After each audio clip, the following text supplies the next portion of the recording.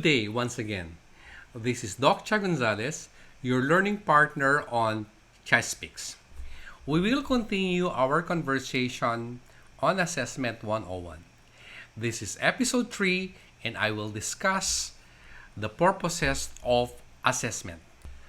Before you continue watching, please like, subscribe to this channel, and share this video on Chespeaks. To begin, just a little trivia.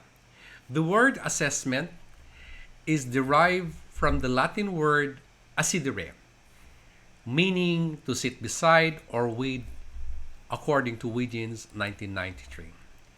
The word origin implies that in assessment, the teacher sits with the learner, and assessment is something that teachers do with and for students rather than to students, according to Green 1998. Making assessment an integral part of daily instruction is a challenge. It requires planning, specific ways to use assignment, and discussions to know what students do and do not understand. It also requires teachers to be prepared to deal with students' responses. Just trying to know when students are incorrect is relatively easy, compared with understanding the reasons behind their errors. The latter demands careful attention and a deep knowledge of the concepts and principles that students are learning. According to Burns 2005, the insights we gain by making assessment a regular part of an instruction enable us to meet the needs of the students who are eager for more challenges and provide intervention for those who are struggling. Assessment is integral to teaching and learning process. Facilitating students' learning and improving instruction can take a variety of forms. The purposes of assessment is generally classified into three: assessment of learning, assessment for learning, and assessment of or assessment as learning. Now, let's unpack what an assessment of learning is. This is the most predominant kind of assessment in schools. Its purpose is summative, intended to certify and report to parents about student progress in school, usually by signaling students' relative position, meaning ranking, compared to other students.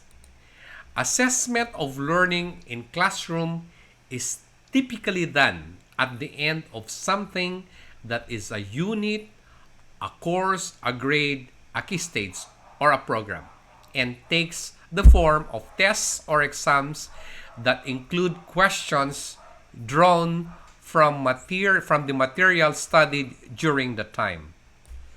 In assessment of learning, the results are expressed symbolically like A, B, C, D, 75%, 85%, or 95%, generally as marks across several content areas to report to parents.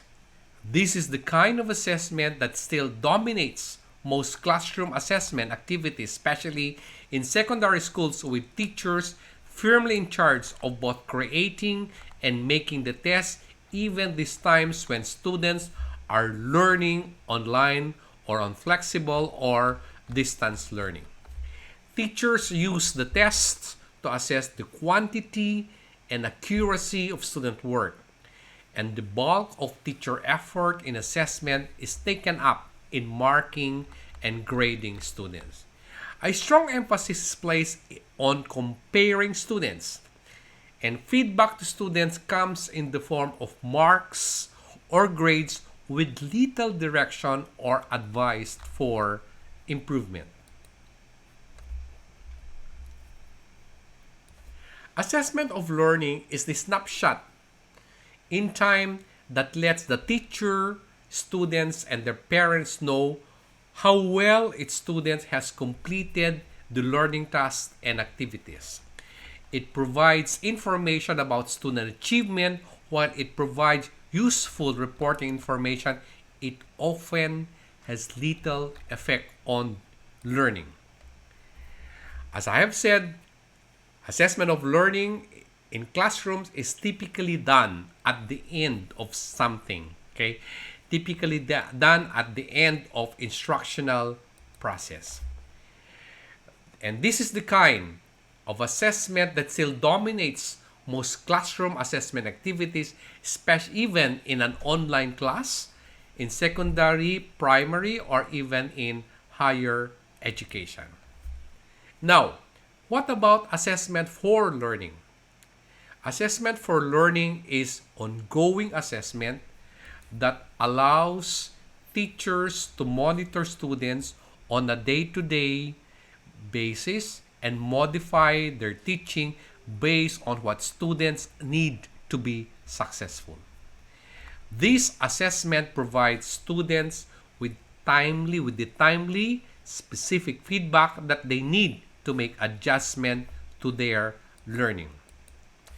The philosophy behind assessment for learning is that assessment and teaching should be integrated into a whole.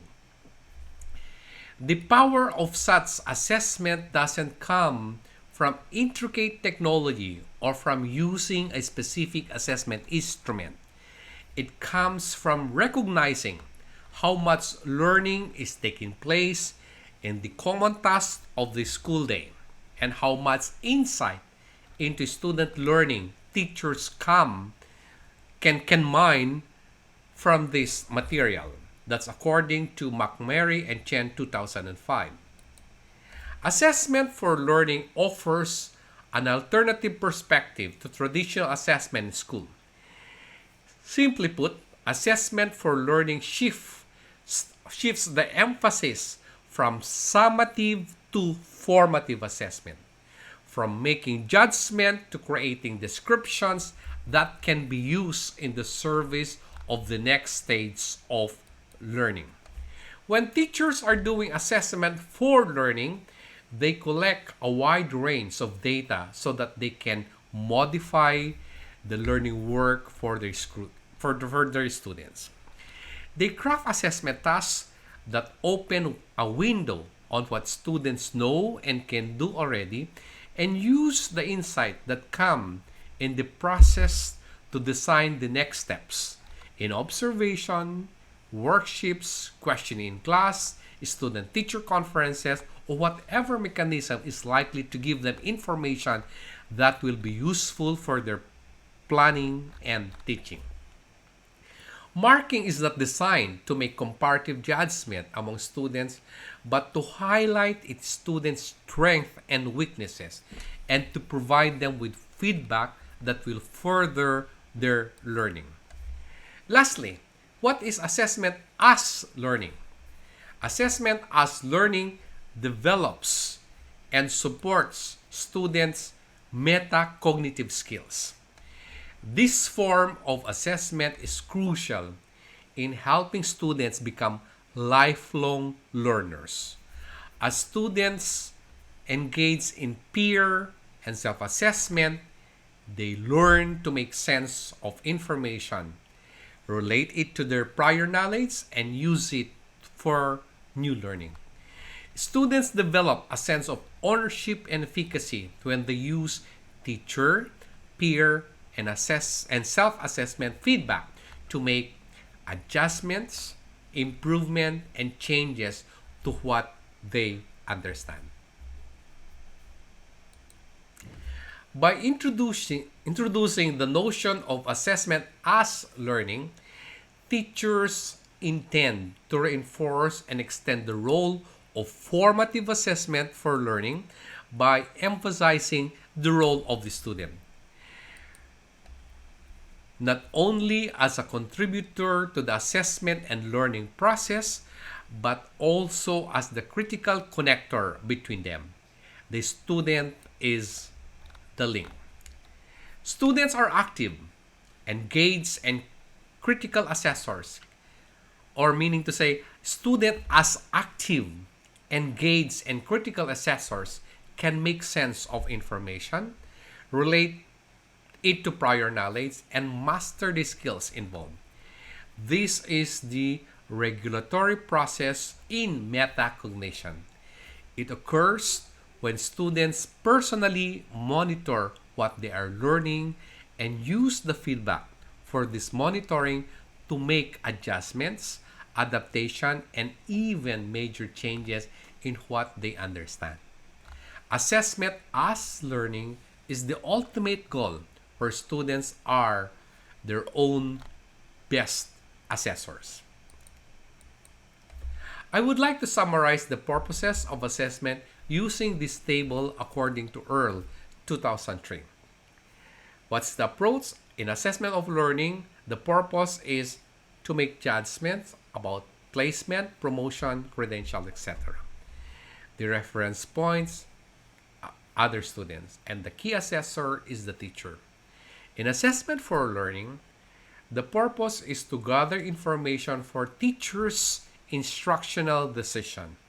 The reference points are external standards or expectation. The key assessor is the teacher. In assessment as learning, the purpose is for self-monitoring and self-correction and adjustment. The reference point is personal goals and external standards, and the key assessor is the student. To end our discussion, assessment for, as, and of learning all serve valuable and different purposes. But we need to get the right balancing of these purposes.